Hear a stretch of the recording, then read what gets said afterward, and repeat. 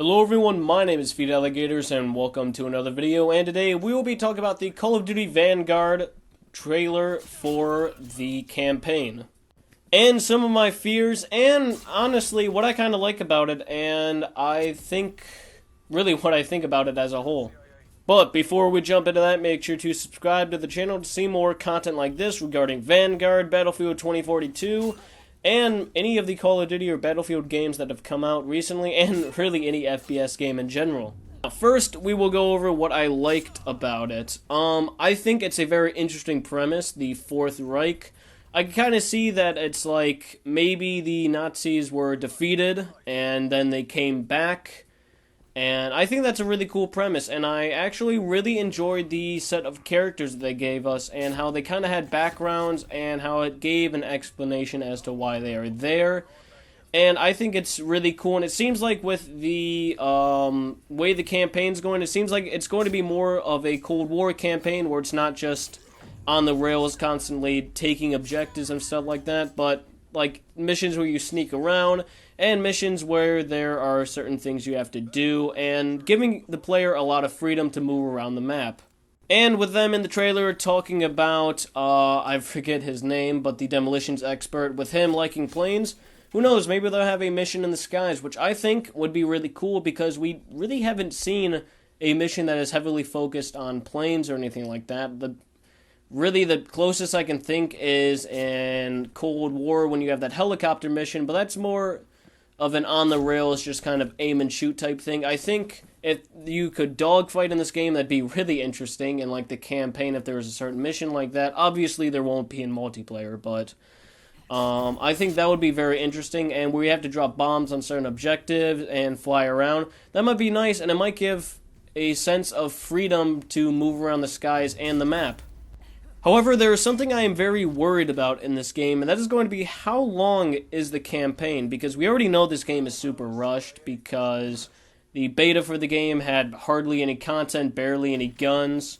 and all the attachments for the guns are basically just copy and pasted for each class. Like, each class has a certain amount of barrel attachments, a certain amount of magazines, and stuff like that. Similar to how they did in Cold War, where it kind of gave the illusion that there was a ton of attachments, but half of them were useless, and there were ones that you could clearly tell were the good attachments. And with that, the campaign, I have a feeling, is going to be short, just like Cold War, where probably only like 3 to 4 hours, maybe 5 if you're taking it slow, but you know, that worries me, because I think there's a lot they can do with the characters and the missions and the locations and stuff like that, but I think it'll be somewhat similar to Cold War, how there's like multiple different locations and each mission is a different location set, kind of, and that'll kind of be an excuse to make the campaign really short, because you could just kind of have, similar to war stories, really, from Battlefield, where it's just like certain locations or certain missions and you do certain things. So that is one thing I am worried about. And with regards to Call of Duty as a whole, the campaigns have slowly been getting shorter, and you know, I'm kind of worried also about the characterization of the characters, because I'm sure there will be some deep moments with the characters where it's like they have to sacrifice something, similar to how there was in Modern Warfare, which kind of was just to add some effect of, oh, look at us, we're going to include this in the campaign because we're edgy. But I don't think that really does much in general for the game, and it kind of just really makes it so that it appears like they're adding some depth to the characters, but there's really none. I already can somewhat tell what they're like. The one lady is, you know, very cold